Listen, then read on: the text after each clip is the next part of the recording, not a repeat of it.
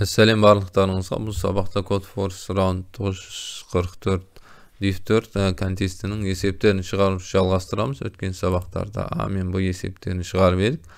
Енді С есебі жасы из строки деген.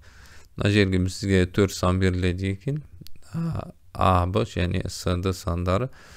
Соларды қосқан кезде мына екі кесінді қиылса ма жоқ па, соны анықтау қажет екен. Мына жерге қарайтын болсақ, енді кішісі мына екеуінің арасында жатып, мына 6, 2 мен 9-ның арасында, үлкен олардың арасында жатпайтын болса, онда қиылсады екен. Басқа жағдайда қиылыспайды екен. Соны жазамыз. С есеп болсын. Т бар ма бізде? Я бар екен. Т тұра берсін. 4 сан екен бізде.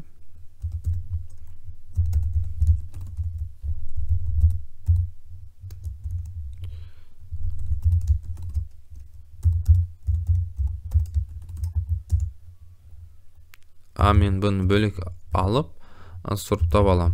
Сортировка жасап. С мен Д дәл солай.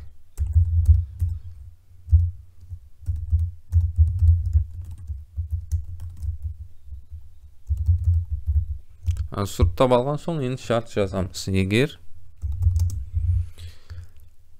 кішісі С болып тұр, А мен Б'ның арасында жату керек.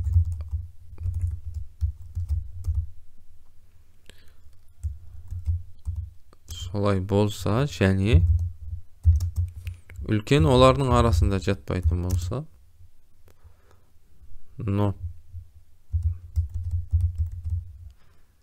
осылай болса, немесе С мен D'ның арасында А жатады.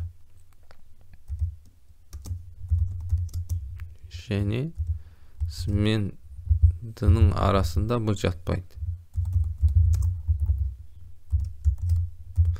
Солай болса, қиылысады екен. Бірі екеуінің арасында, екіншісі олардың арасында емес, сыртында.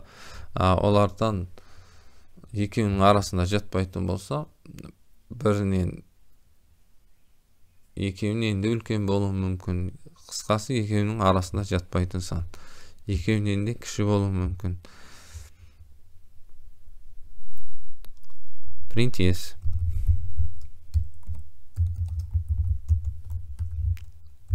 Else print no.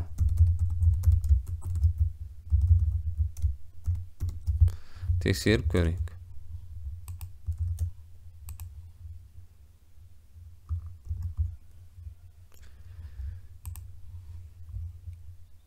Yes, no, yes. Соңында 4 yes, қалған аралықтардағы no. Дұрыс сияқты тексеруге жібереміз.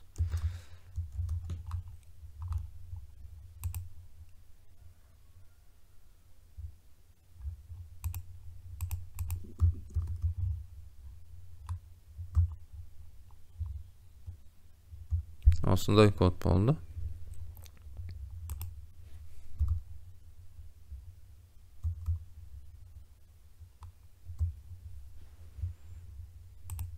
Полное решение дейді. Мына есеп шықты. Сау болыңыздар.